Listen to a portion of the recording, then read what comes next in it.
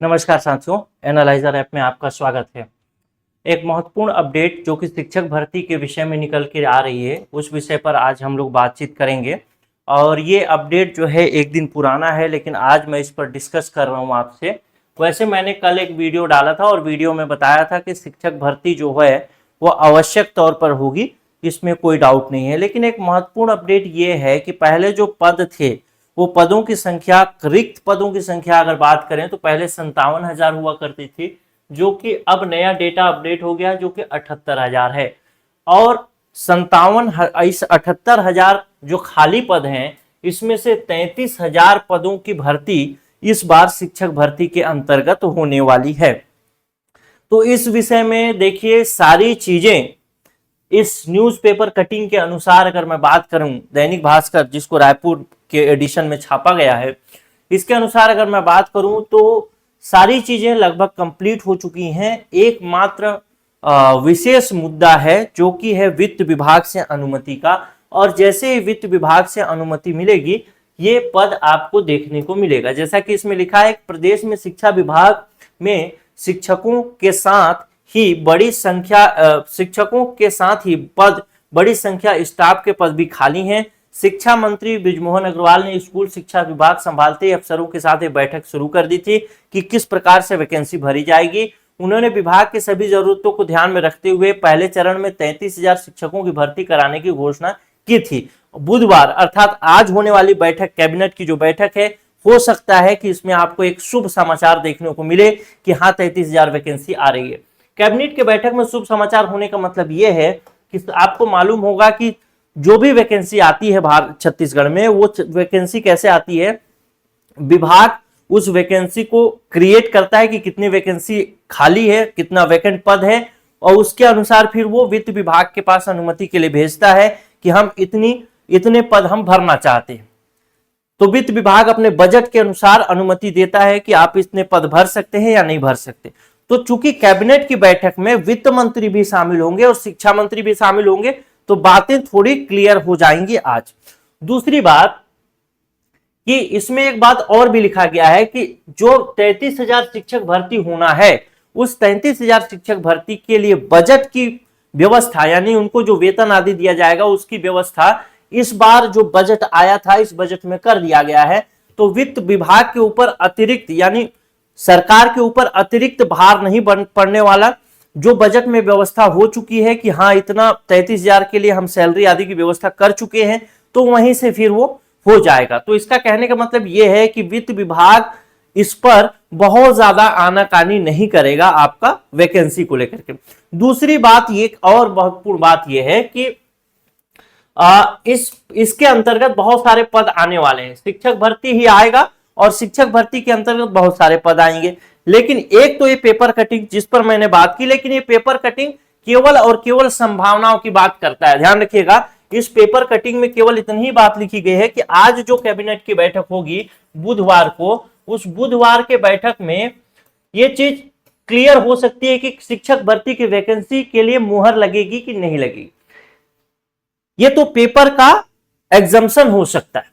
लेकिन आज अगर आपने न्यूज चैनल खोल करके देखा होगा, तो न्यूज चैनल में जो अभी वर्तमान में शिक्षा मंत्री हैं बृजमोहन अग्रवाल, ध्यान रखिएगा, बृजमोहन अग्रवाल जी ने विधायक के पद से इस्तीफा दे दिया है, लेकिन फिर भी वो 6 महीने तक मंत्री बने रह सकते हैं छत्तीसगढ़ शासन में।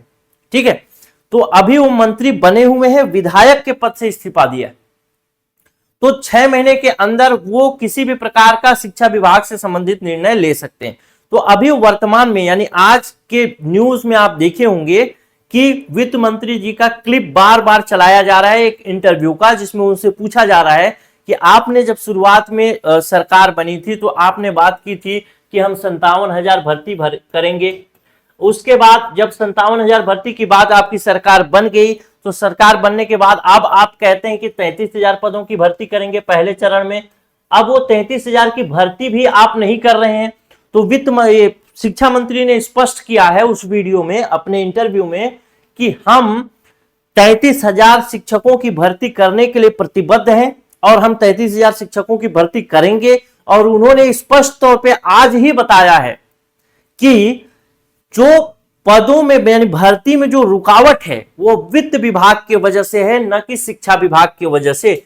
तो जैसे ही वित्त विभाग से अनुमति मिलेगी, उन्होंने 2 लेटर भी लिखे हैं शिक्षा मंत्री ने, एक वित्त विभाग को, वित्त मंत्री को, और एक मुख्यमंत्री को, कि युवाओं के हित को ध्यान में रखते हुए, बच्चों के भविष्य को ध्यान में रखते हुए शिक्षकों की भर्ती की जाए। तो ये 2 महत्वपूर्ण बातें, एक तो पेपर का कटिंग और दूसरा वित्त मंत्री जी का आज का बयान एकदम से स्पष्ट करता है कि वैकेंसी आनी है शिक्षक भर्ती की। तो आप लोग बिल्कुल तैयारी में लग जाना चाहिए आपको। आप लोग देखेंगे, चूंकि मैं पहले भी बात कर चुका हूं कि 2025 में नई शिक्षा नीति को लागू करने के मूड में आ गई है स्टेट गवर्नमेंट। और जब भी नई शिक्षा नीति 2025 में लागू होगी, उससे पहले, लागू करने से पहले छात्र और शिक्षक के अनुपात को ठीक करना जरूरी होगा। यानी नई शिक्षा नीति में जो बताया गया है छात्र और शिक्षक का अनुपात, उसके अनुसार हमारी व्यवस्था होगी, उसके बाद ही शिक्षा नीति लागू की जाएगी। तो इसका मतलब यह है कि जब जून जुलाई अगले साल 2025 में शिक्षा नीति लागू होगी, उससे पहले आवश्यक तौर पर शिक्षक भर्ती हो जाए रहेगी। तो अभी 6 महीने में बहुत सारे निर्णय लिए जाएंगे शिक्षा मंत्री के द्वारा, और उसके अंतर्गत आप ये वैकेंसी देख सकेंगे। ये तो रहा महत्वपूर्ण बात। दूसरी बात देखिए, इसके अंतर्गत केवल शिक्षक और सहायक शिक्षक के पद ही नहीं होंगे, बल्कि इसके अलावा जैसे सहायक शिक्षक के 19,129 पद, शिक्षक के ये पद, इसके अलावा कुछ और पद भी जो महत्वपूर्ण पद हैं, जैसे ग्रंथपाल के पद, जो कि 1844 पद आने वाले हैं। ग्रंथपाल यानी लाइब्रेरियन। अगर आपने बी लिप कर रखा है, बैचलर इन लाइब्रेरी साइंस कर रखा है, कोर्स कर रखा है, तो आप इस पोस्ट के लिए एलिजिबल होंगे। तो आप इस पोस्ट की भी तैयारी कर सकते हैं अगर आप बी लिप करके रखे हैं। ठीक है, तो ये सब चीजें हैं, जानकारी है। इन पदों को आप ध्यान से देखिएगा। बहुत सारे पद ऐसे हैं, अगर आप कृषि विभाग से हैं तो कृषि शिक्षक के पद हैं, व्यायाम शिक्षक के पद हैं, व्याख्याता के पद हैं। एक जिस पर किसी का ध्यान नहीं जा रहा वो है सहायक शिक्षक प्रयोगशाला, जिसको विज्ञान प्रयोगशाला कहा जाता है। इसके 3212 पद आ रहे हैं, 3212। इससे पहले जब शिक्षक भर्ती हुआ था 2019 में, तो 2019 में जब शिक्षक भर्ती हुआ था तो इसके पद कम थे, 1000 के आसपास थे, 1100 थे। लेकिन भीड़ सबसे ज्यादा विज्ञान प्रयोगशाला में ही था। पेपर टफ पूछा, कट ऑफ हाई गया, लेकिन हर बार जरूरी नहीं कि पेपर टफ पूछे। तो इस पर आप ध्यान दे सकते हैं अगर आप 12वीं पास हैं किसी भी साइंस ग्रुप से। तो ये शिक्षक पे केवल फोकस होकर के नहीं, अन्य भी पद हैं, उन पदों पर भी ध्यान दीजिए, उनकी भी तैयारी करते रहिए। ठीक है, चलिए। और इसी को मद्देनजर रखते हुए हम एक नया बैच लॉन्च कर चुके हैं कल से ही। आप चाहें तो उसमें एडमिशन ले सकते हैं। इसमें फीस अभी शुरुआत में कम होगा, तो जैसे 3,999 रुपए का कोर्स है, शिक्षक या सहायक शिक्षक कोई भी ले, तो अभी शुरुआत में आप 10 स्टूडेंट में अगर ज्वाइन करेंगे तो 1499, फिर उसके बाद 20 स्टूडेंट के लिए 1999, उसके बाद 2499, 50 स्टूडेंट के लिए टोटल ऑफर है। इस कोर्स में आपको video class, PDF, test series तीनों चीजें मिलेंगी। साथ ही साथ कोर्स की जो वैलिडिटी होगी, ये महत्वपूर्ण मुद्दा है, क्योंकि आप जैसे कोर्स ज्वाइन करते हैं, 6 महीना में एग्जाम नहीं हुआ, आपका कोर्स एक्सपायर हो गया, आपको फिर से कोर्स ज्वाइन करना पड़ेगा दूसरे कोचिंग्स में। लेकिन यहां पर जो एनालाइजर का ऑनलाइन प्लेटफॉर्म है, यहां पर आपको दोबारा कोर्स ज्वाइन नहीं करना। जब तक ये एग्जाम कंप्लीट नहीं होगा, एग्जाम नहीं होगा, तब तक आपकी वैलिडिटी होगी। तो इसमें कोई दिक्कत वाली बात नहीं है, आप बेझिझक होकर के ज्वाइन कर सकते।